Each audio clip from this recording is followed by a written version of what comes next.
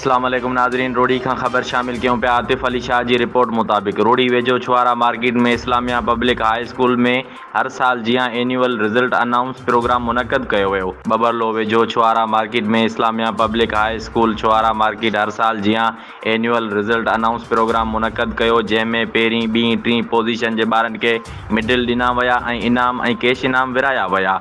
ॿारनि खे कप ऐं शील्ड ॾिनियूं वयूं। उस्तादनि ऐं मास्तरियाणियुनि मीडिया सां ॻाल्हाईंदे चयो त असांजे स्कूल में तक़रीबन ॻोठनि सां तालुक़ रखंदड़ ॿार आहिनि।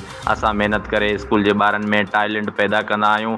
उन मौक़े ते महिमान ख़ासि एडवोकेट इनायतुल्ला महसर ख़ासि शिरकत कई। ॿारनि में शील्ड ऐं ॿिया इनाम ॾिना विया। हुन मौक़े ते इनायतुल्ला महसर ऐलान कयो त जेको बि यतीम ऐं मिसकीन ॿार स्कूल में दाख़िला कराईंदो उन जो सॼो ख़र्च मां पंहिंजी जेब मां कंदुसि।